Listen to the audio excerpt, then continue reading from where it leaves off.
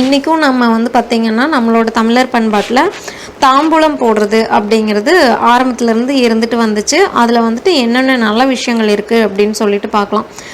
வெற்றிலை போடுற நிறைய பேர்த்துக்கு அது நம்ம ஏன் போடுறோன்னு கூட ஒரு பழக்கத்துக்காக கூட அவங்க போட்டிருக்கலாம். அது நான் போடுறதுனால என்ன நன்மைகள்னு கூட அவங்களுக்கு தெரியாமல் இருக்குமோ என்னவோ.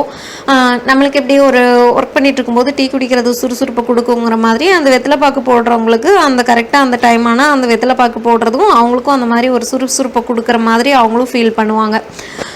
ஸோ இதை வந்து நம்ம ரெகுலராக போடுறதுனால இந்த வெற்றிலை பாக்கு சுண்ணாம்பு இது எல்லாமே சரியான விகிதத்தில் கலந்து சுவைக்கும் போது அந்த சுவை உடலையும் மூளையையும் சுறுசுறுப்படைய செய்யுது. அதே நேரம் இதயத்தையும் வலுப்படுத்துது. மனித உடலுக்கு நோய் ஏன் வருது அப்படிங்கிறதுக்கான காரணத்தை ஆயுர்வேதம் சொல்லும்போது அவங்க சொல்கிற மெயின் ரீசனே என்னன்னு பார்த்தீங்கன்னா பித்தம் தான் மெயின் ரீசனாக சொல்கிறாங்க.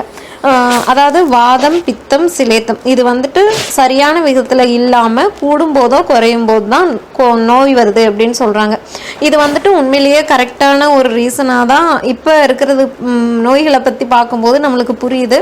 இந்த 3 சத்துக்களுமே சரியான கோணத்தில் உடம்புல இருந்துருச்சுன்னா நோய் வராது அப்படிங்கிறத விட வந்த நோயை எதிர்த்து போராடுற ஆற்றல் உடம்புக்கு ஜாஸ்தியாக இருக்கும். இந்த 3 நிலைகளையும் சரியானபடி வைக்கிறதுக்கு தாம்பூலம் வந்து உதவி செய்யுது. பாக்குல இருந்து கிடைக்கிற துவர்ப்பு பித்தத்தை கண்டிக்கக்கூடியது. சுண்ணாம்புல இருக்கிற காரம் வாதத்தை போக்க வல்லது. வெற்றிலையில இருக்கிற உரைப்பு கபத்தை நீக்கிடும். இப்படி பார்த்தா தாம்பூலம் போடுறதுங்கிற ஒரே விஷயத்துல ஒரே பழக்கத்துல உடம்புல உள்ள நிறைய விஷயங்களை நம்மளால கியூர் பண்ண முடியும். இது மட்டும் இல்லாமல் தாம்பூலத்தோடு சேர்க்குற ஏலம் கிராம்பு ஜாதிபத்திரி இதெல்லாமே வாயில் இருக்கிற கிருமிகளை மட்டுப்படுத்துது. ஜீரண சக்தியை அதிகரிக்குது. வாய் துர்நாற்றம் ஏற்படுறதே இல்லை. அதே மாதிரி இன்னைக்கு நம்ம ஓரளவுக்கு இன்னைக்கும் நம்மளோட எல்லா விருந்துகள்லையும் சரி இந்த தாம்பூலம் போடுறதை இது பண்ணுறோம். பட் ஆனால் அது பழக்கம் இருக்கிறவங்க தான் போடுறாங்க, எல்லாருமே போடுறது இல்லை.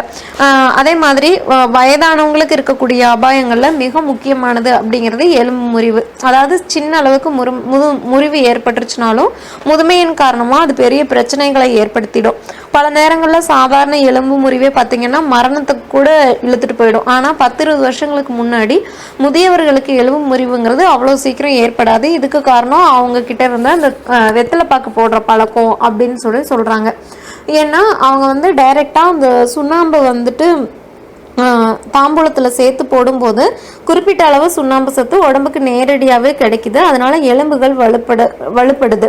தாம்பூலம் போடுறதுக்குன்னே தனிப்பட்ட ஒரு நெறிமுறையே நம்ம முன்னோர்களால் வகுக்கப்பட்டிருக்கு. அதாவது என்னன்னு பார்த்தீங்கன்னா காலையில் சிற்றுண்டிக்கு பிறகு போடுற தாம்பூலத்தில் பாக்கு அதிகமாக இருக்கணும். காரணம் மதிய நேரம் வந்துட்டு வெப்பம் அதிகமாகும் போது உடம்புல பித்தம் ஏறாமல் அது பாதுகாக்கும். அதே மாதிரி மதிய உணவுக்கு பின்னாடி சுண்ணாம்பு அதிகமாக வச்சு எடுத்துக்கணும்.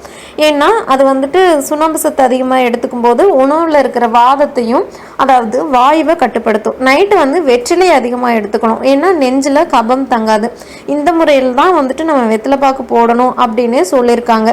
இதை நம்ம இப்போ வந்து பழக்கத்துல இருந்தே அது வந்து நம்ம வெத்தலைப்பாக்கு போடுறதுங்கிறதே நம்ம மறந்து போன ஒரு பழக்கமாக நம்மளோட ஜென்ரேஷனுக்கு வந்துருச்சு. ஸோ எப்போவுமே இல்லை அப்படின்னு சொன்னாலும் கூட இந்த விசேஷங்கள்லையாவது நம்ம வந்துட்டு இந்த வெத்தலைப்பாக்கை கண்டிப்பாக போடுவோம். மேலும் தகவல்களை தெரிஞ்சுக்க சேனலை சப்ஸ்கிரைப் பண்ணுங்கள்.